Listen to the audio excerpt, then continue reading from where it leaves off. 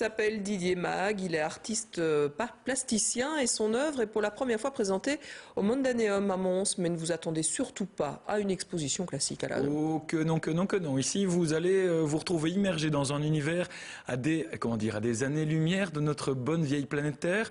Rencontre avec des petits êtres venus d'ailleurs en compagnie de leurs traducteurs-interprètes.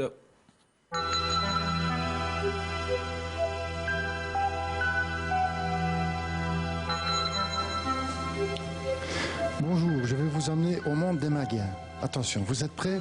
1, 2, 3, allons-y. Regardez, c'est là-bas. Vous voyez ces deux petites étoiles là-bas? Entre les deux, il y a un nuage. C'est là qu'on va. Attention, on y va. Et bien voilà, nous sommes arrivés au pays des Magiens. Ceci, je vous présente donc un ami, un Magien. Ce sont des êtres grassouillés. Si vous voulez savoir comment ils se sentent dans leur âme, il faut savoir qu'avant tout, leur motto, c'est le bien-être de vivre, le bonheur. Donc ce sont des êtres heureux, sans souci, un peu comme des enfants.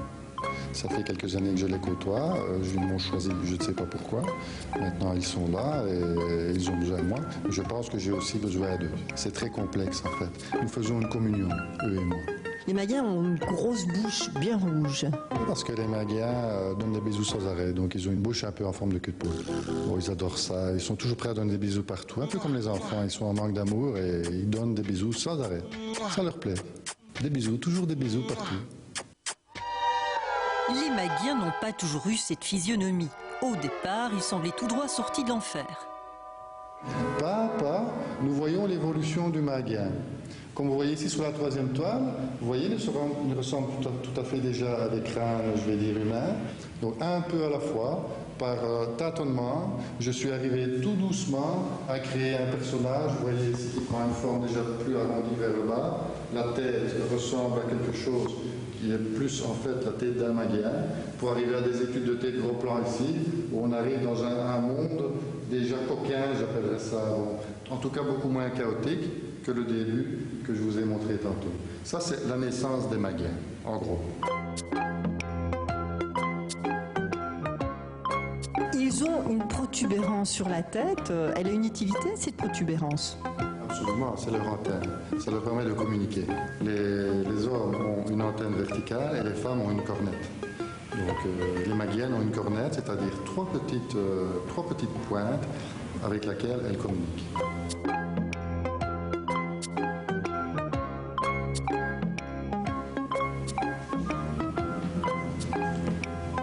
Qu'est-ce que vous mangez là?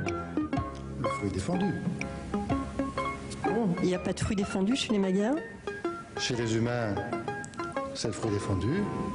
Chez les Magiens, ce n'est qu'une pomme.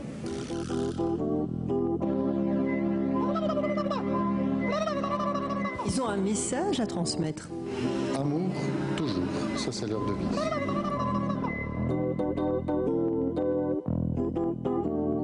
Vous n'avez pas peur d'être pris pour un fou? Je pense qu'il faut avoir une dose de folie pour faire des choses, pour ne pas être tout à fait comme les autres. Alors, qui est fou? La définition de la folie est encore justement très, très vague. Bon, à vous d'en décider. Moi, je peux seulement vous présenter les Magiens. Et je vous assure que ce n'est que du bonheur. Donc, je n'ai que ça à donner, du bonheur.